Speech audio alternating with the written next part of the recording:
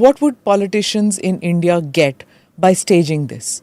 See, the entire narration was to make it a Hindu attack only, a Kalava of Kasab on the hand. But he got caught instead. That he got caught because of our great Tukaram Tukaram Ombole. Ombole. Had Tukaram Ombole not caught him or even killed him, today it would have been a Hindu terror attack. It would have been a Hindu terror attack. And 30th December 2008 incident. An attempt was, I put my reply from the Delhi police also, from my letter there. An attempt was made to kidnap me in Dwarka. Special Secretary, Internal Secretary lodged a complaint with the Delhi police that this is what has happened. After 6 months, they said wishy-washy reply saying that later on some police officers and an IB chap confessed me that yaar chhod do, don't pursue the case. मैंने कहा क्यों? कहता it was an attempt, now the case is closed. It was an attempt to kidnap you and trade off with Kasab. मैंने कहा क्यों भाई, मैं ही क्यों? कहता तो अच्छा लगा तुम्हारा.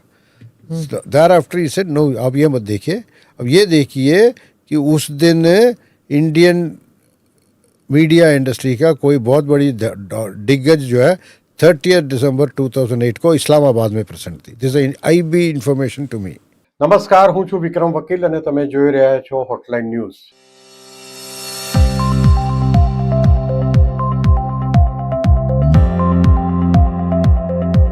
છવ્વીસ 11 આજનો આતંકવાદી હુમલો એટલે કે 26 નવેમ્બર 2006 મુંબઈ પર થયેલો આતંકવાદી હુમલો, જેમાં 10 પાકિસ્તાનના આતંકવાદીઓ આવ્યા હતા અને એમણે તાજમહાલ હોટલથી માંડીને યહૂદીઓના રહેઠાણ ઉપરાંત ઓબેરોય હોટલ, તે વખતે નામ એનું ઓબેરોય હોટલ હતું, એના પર હુમલો કરીને 280 જેટલા નિર્દોષ વ્યક્તિઓને મારી નાખ્યા હતા અને 3000 કરતાં વધુ વ્યક્તિઓ ઈજાગ્રસ્ત થયા હતા.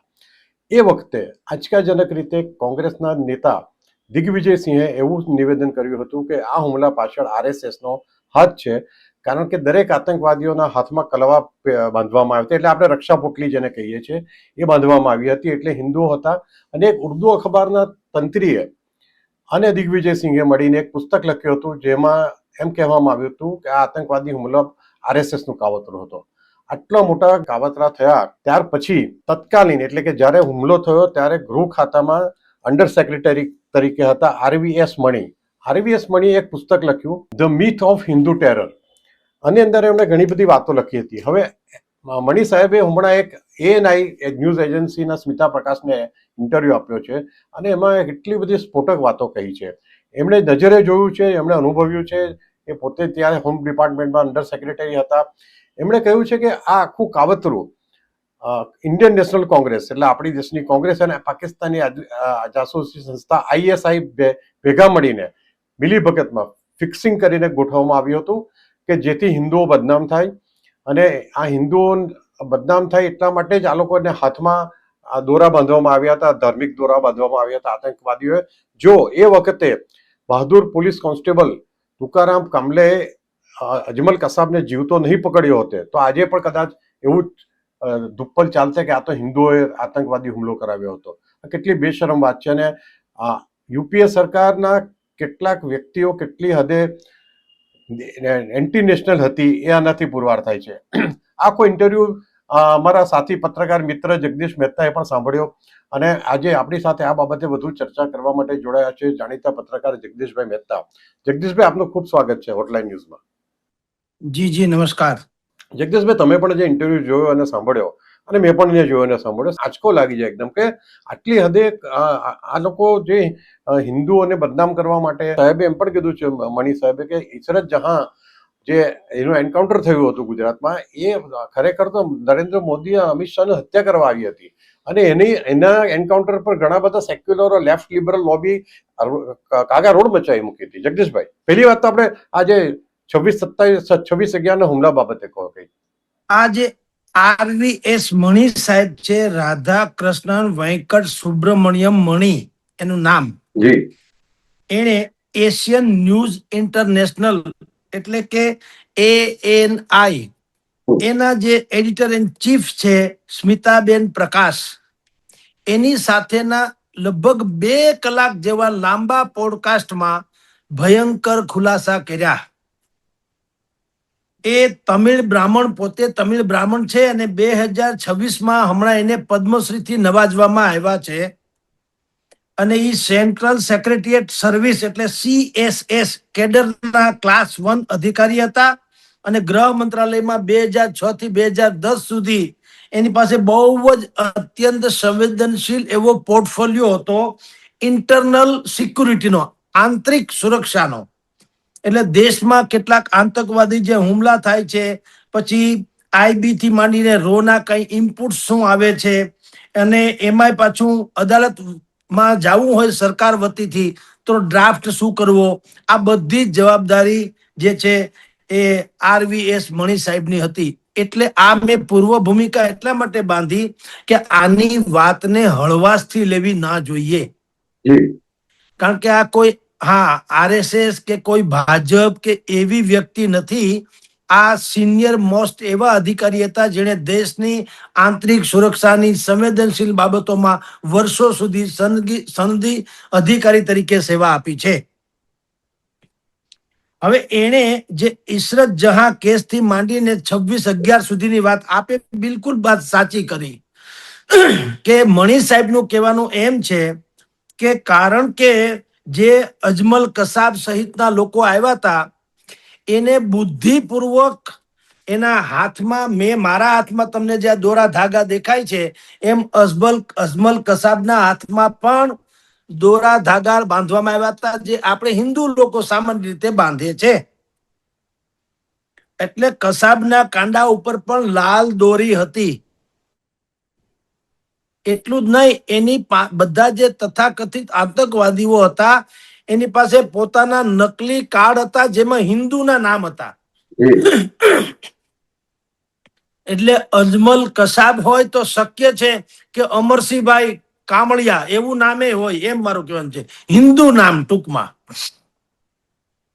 આવા તમામ આતંકીઓ હતા. આ તો ધન્ય હો જે તમે કીધું બરાબર જ છે કે જે પોલીસ તુકારામભાઈ કામલે જેણે શહાદત વરીને અજમલ કસાબને જીવતો પકડ્યો રાઇફલ સાથે, એને કારણે આખું ષડયંત્ર બહાર આવ્યું એવું મણી સાહેબનું કહેવાનું છે.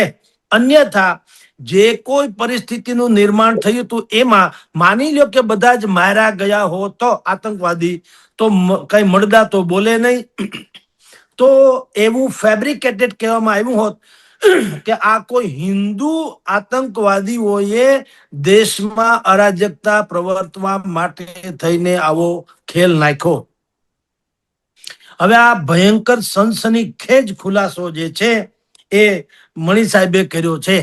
અને એ એટલા માટે કે છે કે જ્યારે આ બધી 26/11ની ઘટના બની ત્યારથી માંડીને એની પૂર્વના જેટલા સમયમાં બન્યું, કેન્દ્રમાં યુપીએની સરકાર હતી અને યુપીએની સરકારના કેટલાક ડાબેરી વિચારસરણી વાળા લોકોથી માંડી અને આપણા દિગ્વિજયસિંહ જેવા લોકો પણ હિન્દુઓને ટાર્ગેટ કરીને અમુક ચોક્કસ વર્ગને રાજી રાખવા માંગતા હતા.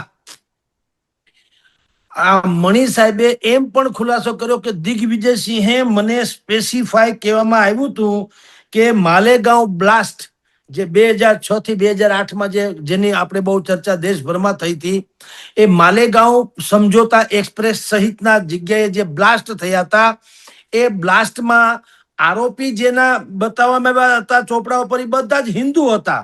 સાધ્વી પ્રતાપસિંહ ઠાકુર, લેફ્ટનન્ટ કર્નલ, એમ કે જે પુરોહિતજી પ્રસાદ પુરોહિત, મેજર નિવૃત્ત જે છે એ રમેશ ઉપાધ્યાય, સુધાકર ત્રિવેદી જેને સ્વામી અમૃતાનંદ દેવ પણ કહેવામાં આવે છે, અજય રાહીણકર, સમીર કુલકર્ણી ને સુધાકર ચૌધરી.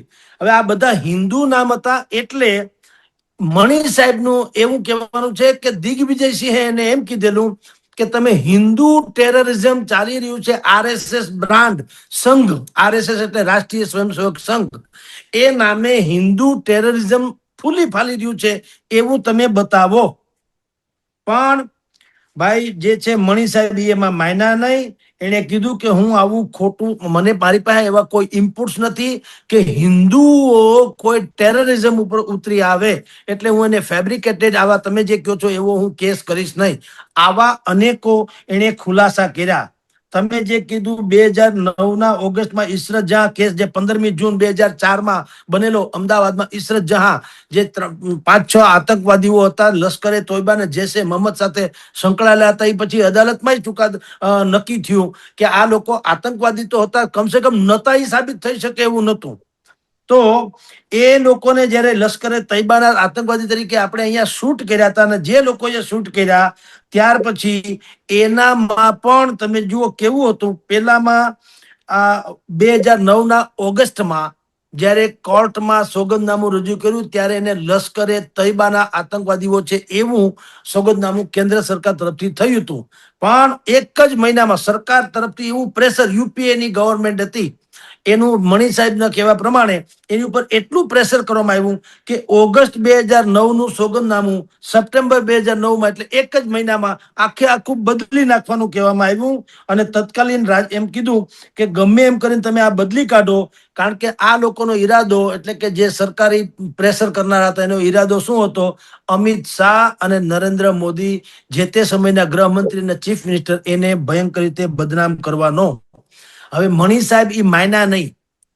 આરવીએસ મણી સાહેબે કીધું હું આ બદલાવું નહીં, ખોટું કરું નહીં. તો એના કહેવા પ્રમાણે એને જે ત્યાં ઇન્ટરવ્યુ આપ્યો છે સ્મિતા પ્રકાશજીને, એમાં એને કીધું કે મારી ઉપર સિતમ ગુજારવામાં આવ્યો અને કેવળ ધાક ધમકી નહીં, શારીરિક ટોર્ચર પણ કરવામાં આવ્યું. એને તો એક સનદી અધિકારીનું નામે આપ્યું, પોલીસ વાળા જે અમારા અહીંયા રાજકોટમાં ડીસીપી રહી ચૂક્યા છે, સતીશ વર્મા. આમ તો એની છાપ બધાના હૃદયમાં બિલકુલ નિષ્ઠાવાન ને અત્યંત કડક અધિકારીની છે. પણ ભાઈ આરવીએસ મણીના કહેવા અનુસાર સતીશ વર્માએ એને સળગતી સિગારેટના ડામ આપ્યા કે તમે આ સોગંદનામું પલટાવી નાખો, આતંકવાદી નહોતા, ઇશરત જહાં વગેરે આતંકવાદી નહોતા એમ સાબિત કરો, અને નરેન્દ્ર મોદી અને અમિત શાહનું આ ષડયંત્ર હતું એવું તમે સોગંદનામું કરો. જે આરવીએસ મણી સાહેબે ન કર્યું તો એને જલતી સિગારેટના આવી રીતે એમ કે દામ દેવામાં આવ્યા, નકલી કેસ કરીને એમાં સંડોવી દેવાની ધમકી આપવામાં આવી, અને નકલી કેસમાં સંડોવીને તમને સસ્પેન્ડ કરી નાખશું એવું પણ કહેવામાં આવ્યું. આ બધી જ વાત ભાઈ આરવીએસ મણી સાહેબે આ ઇન્ટરવ્યુમાં પણ કરી છે.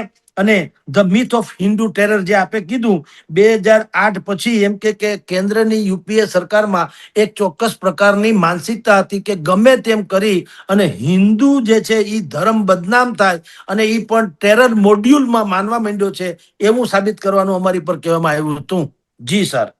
જી જગદીશભાઈ, થોડા વર્ષો પહેલા વિકીલીક્સના જે પેપર્સ લીક થયા હતા, અને એમાં એ વખતે એવું એસ્ટાબ્લિશ થયું હતું કે રાહુલ ગાંધી, કોંગ્રેસના નેતા રાહુલ ગાંધી એ અમેરિકાના અહીંયાના જે એમ્બેસેડર પાસે ગયા હતા, અને એમને એવી વાત કરી હતી કે બીજા કોઈ પણ ટેરરિસ્ટ કરતા સૌથી ખતરનાક સફરૂન ટેરર છે. સફરૂન ટેરર એટલે હિન્દુ ટેરર છે. એટલે આ વસ્તુ કોંગ્રેસે એસ્ટાબ્લિશ કરવાની, ખાસ કરીને ગાંધી કુટુંબે એસ્ટાબ્લિશ કરવાની વારંવાર કોશિશ કરી હતી. તમે જે કહ્યું એ પ્રમાણે સમજોતા બ્લાસ્ટ કે માંડીને માલેગાંવ બ્લાસ્ટમાં સાધ્વી પ્રજ્ઞા ઠાકુર અને કર્નલ પુરોહિતને જે રીતે સંડોવવામાં આવ્યા, પછી તો અલ્ટિમેટલી કોર્ટે એમને નિર્દોષ ઠરાવીને છોડી દીધા. પણ આ બંનેને 8 થી 9 વર્ષ જેલમાં રહેવું પડ્યું હતું. અને સાધ્વી પ્રજ્ઞાએ પણ એના ઇન્ટરવ્યુમાં કહ્યું છે કે કઈ રીતે એમને જેલમાં ટોર્ચર કરવામાં આવતા હતા. અને આ બધું સૂચના દિગ્વિજયસિંહ અને તે વખતના હોમ મિનિસ્ટર ચિદમ્બરમ, જે કેન્દ્રમાં હોમ મિનિસ્ટર હતા, એની સૂચનાને આધારે થયું હતું. તો તમને એવું લાગે છે કે આ બધી સત્ય હકીકત બહાર આવતી જાય છે એમ કોંગ્રેસની એક સેક્યુલર પાર્ટી તરીકેની ઇમેજ ખડાઈ રહી છે? સેક્યુલર શબ્દ ભલે કોંગ્રેસ પોતાના નામ આગળ પ્રયોજે, પણ આખા હિન્દુસ્તાનને ખબર છે કે સેક્યુલર શબ્દ એને છાજતો જ નથી. એ કેવળ ને કેવળ એક મઝહબી ધ્રુવીકરણ એ તરફ જ માને છે. માત્ર ને માત્ર એક ચોક્કસ વર્ગને રાજી કરવા, એ બહુસંખ્ય એવા હિન્દુ સમાજની તોહીન કરતો આવેલો પક્ષ છે. આ આખું હિન્દુસ્તાન જાણે છે. એટલે પહેલી વાત તો આ કે સેક્યુલર જે કહે છે એ સેક્યુલર ખરા અર્થમાં સેક્યુલર તો સર્વ ધર્મ સમભાવ, એ સેક્યુલરની સુંદર વ્યાખ્યા ગણાય. એમાં હિન્દુ, મુસ્લિમ, શીખ, ઈસાઈ બધાનો સમાન આદર હોવો જોઈએ. પણ કોંગ્રેસમાં એવું નથી. એ મુસ્લિમ તૃષ્ટિકરણનો એની સામે જે વિપક્ષ વિપક્ષો આક્ષેપ કરે છે એને અનેક વખત પોતે પુરવાર કર્યો છે કે આ આક્ષેપ છે એ ખોટો નથી. પહેલી વાત. બીજી વાત, યુપીએ નું શાસન જેને જોયું હોય, આ નવી પેઢીને 2014 પહેલાનું શાસન, જે સમજણી પેઢી નહીં હોય એ જુદી ઘટના છે. જો કે અત્યારે ઇન્ટરનેટનો જમાનો છે એટલે મળી આવે, પણ જે કેટલાક કારનામાં યુપીએ ની સરકાર વખતે થયા હતા એ બધા જ પર્દાફાશ જે તે સમયના સનદી અધિકારીઓ સહિત બધાએ બહાર પાડેલા છે. તમે ને કે મેં, આપણે કોઈ કે વિપક્ષોએ નહીં, હું આપને બ્લો બાય બ્લો 3-4 એવા પ્રસંગ બતાવું કે જેનાથી ખ્યાલ આવે કે સરકાર કેવી રીતે ચાલતી હતી અને એનો એજન્ડા શું હતો. આપને કહું, સંજય બારુ નામના એક પૂર્વ મીડિયા સલાહકાર હતા, જેણે 2014માં એક પુસ્તક લખ્યું, ધ એક્સિડેન્ટલ પ્રાઇમ મિનિસ્ટર, જેના ઉપરથી પછી ફિલ્મ પણ બનેલી.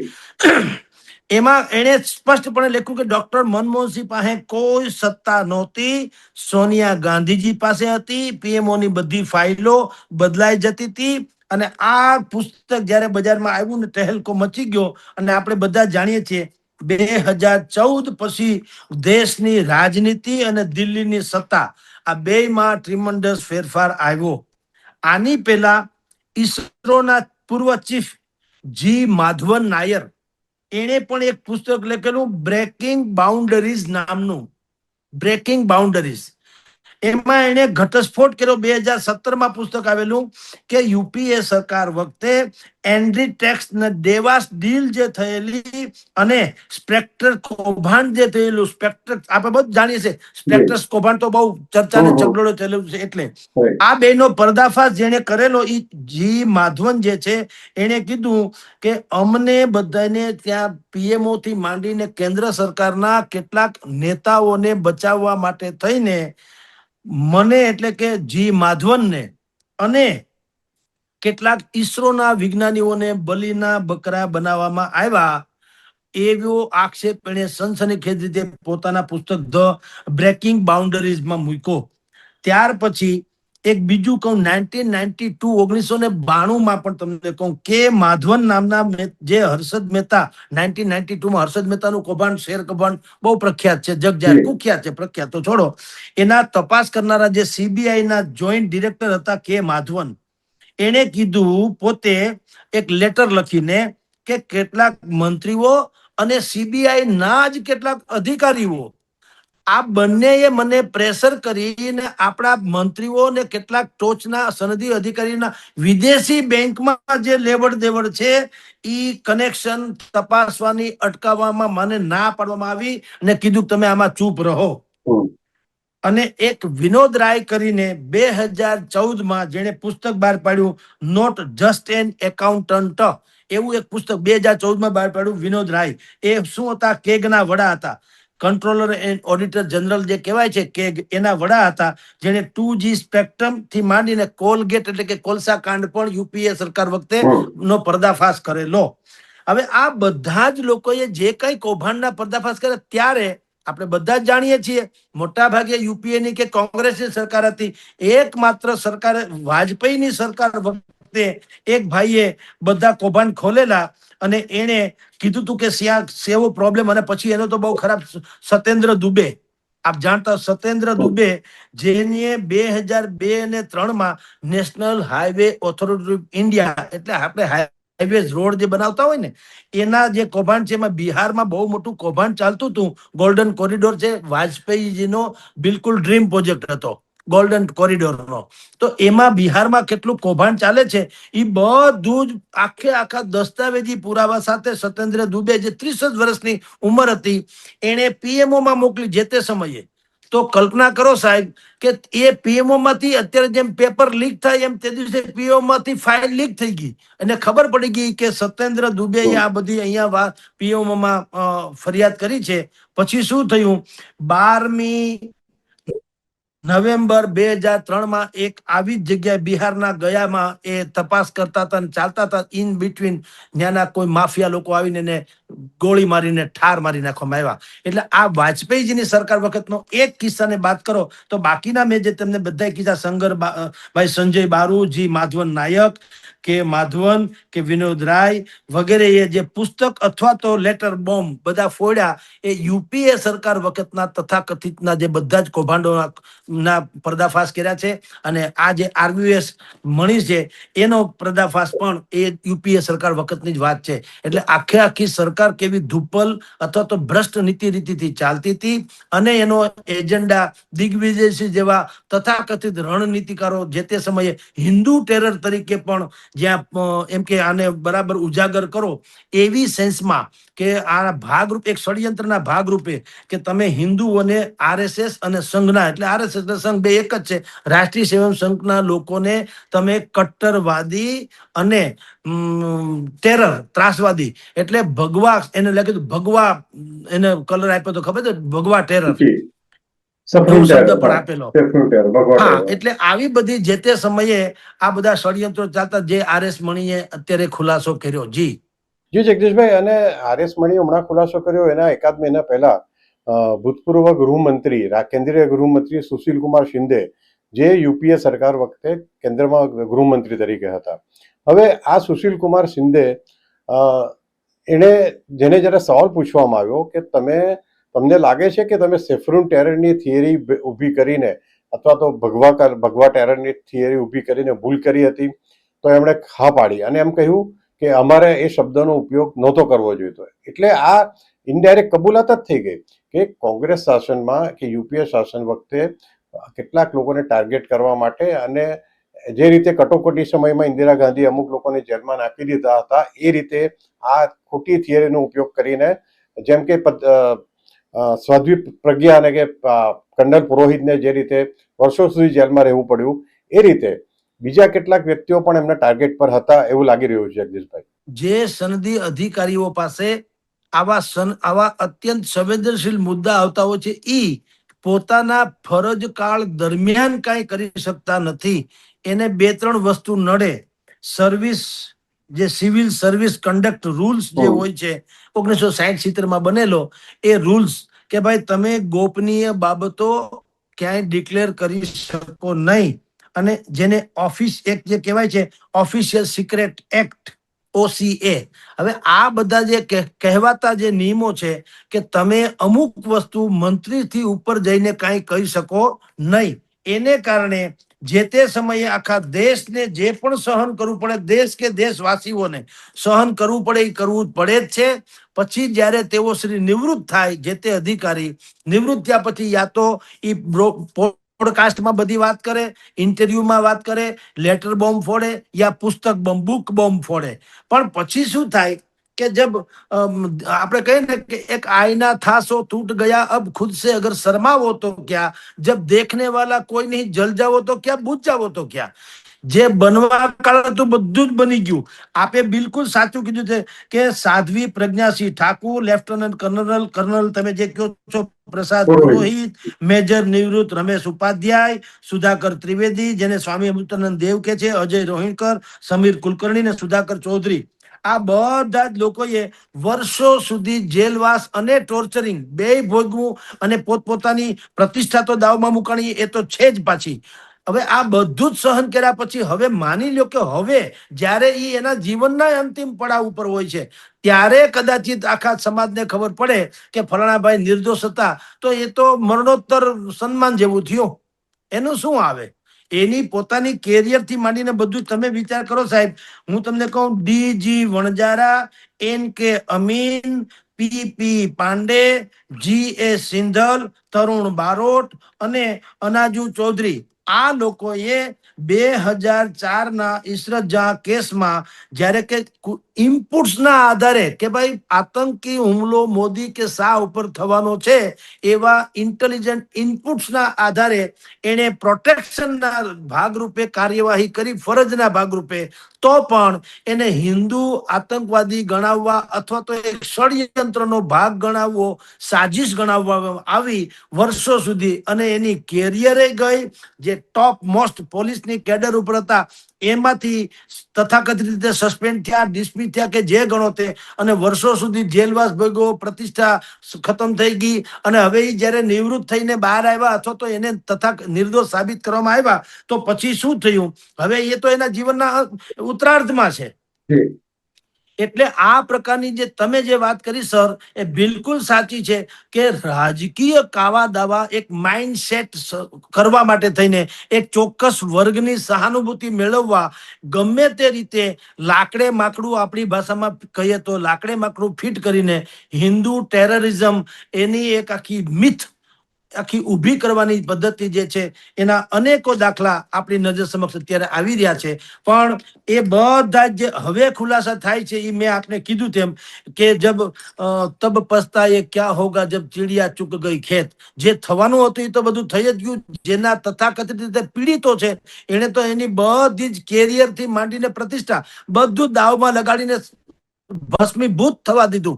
પછી હવે આપણે એને મરણોત્તર સન્માનની જેમ નિર્દોષ કરીએ. એટલે આ પ્રકારના જે સાજિશો થાય છે, એ સાજિશો ન થાય એવી વ્યવસ્થા જો કરવી હોય ભવિષ્યમાં, કારણ કે આ તો થઈ ગયાની બધી વાતો છે, જો ભવિષ્યમાં ન કરવી હોય તો આપની જાણ ખાતર 5-7 સુઝાવો છે જે ક્યારેય સંભવ નથી, પણ ખાલી વાત તો કરી શકાય કે આવું ન થાય તો શું હોવું જોઈએ. અત્યારે જે બઢતી બદલી કે બઢતી બદલી કે પોસ્ટિંગ અત્યારે જે સીધું નેતાઓના હાથમાં છે, એને બદલે સિવિલ સર્વિસ બોર્ડ જે કહેવાય CSB, એને સ્વાયત્ત કરવું જોઈએ. ચૂંટણી પંચની જેમ સ્વાયત્ત કરો તો એ કોઈની શેહમાં આવીને ન આવે.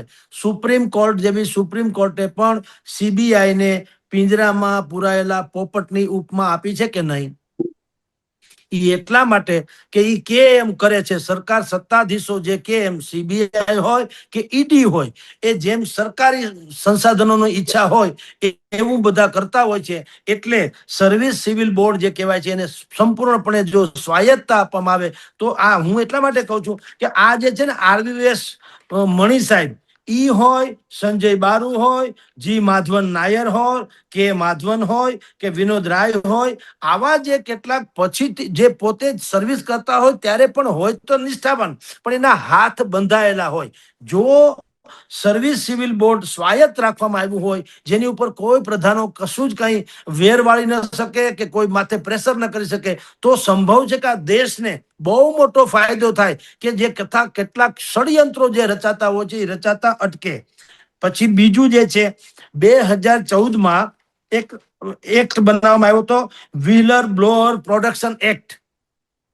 બરાબર, વ્હીસલ બ્લોઅર પ્રોટેક્શન એક્ટ 2014માં બનાવવામાં આવ્યો હતો.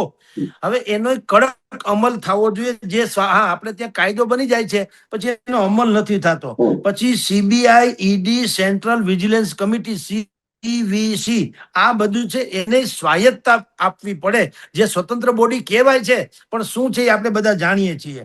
એટલે એક તો અને એની રચના જ્યારે કરો ત્યારે શાસક પક્ષની સાથે વિરોધ પક્ષના લોકો પણ હોવા જોઈએ, અને ચીફ જસ્ટિસ, આવા જો ત્રણેયની સમિતિ મળી અને જો આવા લોકોની જે વિંગ મેં તમને કીધી CBI, ED કે CVC એટલે કે સેન્ટ્રલ વિજિલન્સ કમિટી, આ બધા લોકોની રચનામાં આ ત્રણેય justice, chief justice of India, વિરોધ પક્ષના પણ કેટલાક લોકો અને શાસક પક્ષના લોકો અને કેટલાક ન્યુટ્રલ કે જે તે વિષયના નિષ્ણાતો, આવાની સમિતિ બનીને જો આવા જે સંસ્થાઓ વડાઓનું કરે તો પણ આપણા દેશને ફાયદો થાય. બીજું છે સર્વિસ કન્ડક્ટ રૂલ જે છે એમાં થોડોક સુધારો કરવો જોઈએ કે જે આ VRS મણી સાહેબ જેવા લોકો હોય જેને ક્યારેક ખબર પડે કે સત્તાધીશો દેશના હિતની વાત નહીં બલકે બંધારણથી વિરુદ્ધમાં અને દેશના હિતની વિરુદ્ધમાં કંઈક કામ કરવા જઈ રહ્યા છે, તો એ સીધા રાજ્યપાલ શ્રી, રાષ્ટ્રપાલ અને રાષ્ટ્રપતિ અથવા લોકપાલ આવાની સમક્ષ બિલકુલ બેફિકર થઈ દસ્તાવેજી પુરાવા સાથે વાત રજૂ કરી શકે અને એની ઉપર કોઈ એક્શન લેવામાં ન આવે. આવી એક વ્યવસ્થા થવી જોઈએ. અને પછી છેલ્લે કે આવા લોકો નિવૃત્ત થાય તો એને 3 થી 5 વર્ષ સુધી છે ને કુલિંગ પીરિયડમાં રાખવા જોઈએ. એટલે કે સીધી કોઈ પાર્ટીમાં જોઈન્ટ થવા ન જોઈએ. કારણ એવું છે સાહેબ કે પ્રોબ્લેમ અત્યારે તમે જુઓ, જે VRS મણી સાહેબે બધી વાતો કરી અને એને કરી ક્યાં એશનલ આ જે છે એશિયન ન્યૂઝ ઇન્ટરનેશનલ બહુ જાણીતી સંસ્થા છે. એ સંસ્થા આવા ઇન્ટરવ્યુઝ વગેરે લઈ અને બધા જ ને આપતી હોય છે, બીજી બધી ન્યૂઝ ચેનલ્સ વગેરેને. તો એ બહુ ઓથેન્ટિક સંસ્થા ગણાય. હવે એવાને ઇન્ટરવ્યુ આપ્યા છે RVVS મણી સાહેબે, પણ હવે એને 2026માં આપણે જાણીએ પદ્મશ્રીથી નવાજવામાં આવ્યા. એટલે પદ્મશ્રીથી નવાજવામાં આવ્યા એટલે વિરોધ પક્ષને એનો મોકો મળી ગયો કે આ તો એનું ઋણ ઉતારે છે. સરકારે એને પદ્મશ્રી આપ્યો, એ પદ્મશ્રીનું ઋણ ઉતારવા અમારી ઉપર ખોટા માછલા ધુવે છે. વાતમાં કઈ દમ નથી. આમ કરીને ટાઈ ફીસ કરી નાખે. એટલે આવા જે ટોપ મોસ્ટ બ્યુરોક્રેટ્સ હોય છે, જેની પાસે દેશની સંવેદનશીલ બાબતોની માહિતી જે તે સમયે ફરજના ભાગરૂપે હોય, એવા લોકોને નિવૃત્તિ પછીના ટૂંકા ગાળામાં કમસે કમ 2-5 વર્ષમાં કોઈ પક્ષમાં જોઈન્ટ કરવા ન જોઈએ, કોઈ બીજા કોઈ પદ ઉપર બેસાડવા ન જોઈએ. તો એની વાતની તટસ્થતા જળવાઈ રહે, ગંભીરતા જળવાઈ રહે. પણ હવે તેઓ શ્રી પદ્મશ્રી થઈ ગયા એટલે આ જે આખો ઇન્ટરવ્યુ બ્રોડકાસ્ટ એને 1.5-2 કલાકનો આપ્યો અને બિલકુલ બ્લાસ્ટેડ કહી શકાય એવા બધા આક્ષેપો કર્યા કે યુપીએની સરકારમાં હિન્દુઓને આતંકવાદી ઠેરાવવા માટે કેવા કેવા ષડયંત્રો થતા હતા અને કેટલી એની ઉપર પ્રેશર કરવામાં આવતા હતા. એ બધી વાત ભલે કરી, પણ એકમાત્ર પદ્મશ્રી એને મળ્યું છે એટલે વિરોધ પક્ષ વાળાએ માખણમાંથી મોવાળો ખેંચી લ્યો ને જેમ ખબર ન પડે એમ આરામથી પોતાના પગ સેરવી લીધા, એમ કહીને કે ભાઈ આ તો પદ્મશ્રી એવોર્ડથી નવાજવામાં આવ્યા છે એટલે તેઓ શ્રી એનું ઋણ ઉતારે છે. મૂળ ઈ સંઘી ભાજપી અથવા તો એ હિન્દુવાદી છે એટલે આવા માછલા ધુવે છે. જી સર. જી જગદીશભાઈ, હું આ તબક્કે હોટલાઇન ન્યૂઝના દર્શકોને પણ કહીશ કે જો અમને મોકો મળે તો યુટ્યુબ પર જઈને આ મણી સાહેબની ઇન્ટરવ્યૂ જોવો જોઈએ અને પછી તમે અમારો જે આ કાર્યક્રમ જોયો છે એ બદલ તમે શું માનો છો દર્શકો, એ તમે અમારા કોમેન્ટ બોક્સમાં લખો અને અમને જણાવો તો અમને પણ ખ્યાલ આવે કે તમારી વિચારધારા શું છે. જગદીશભાઈ, તમે આજે હોટલાઇન ન્યૂઝ સાથે જોડાયા એ બદલ ખૂબ ખૂબ આભાર આપનો. જી નમસ્કાર સર. આવા પ્રકારના વિડીયો તમને જોવા ગમતા હોય તો હોટલાઇન ન્યૂઝ ચેનલને લાઇક, શેર અને સબસ્ક્રાઇબ કરો.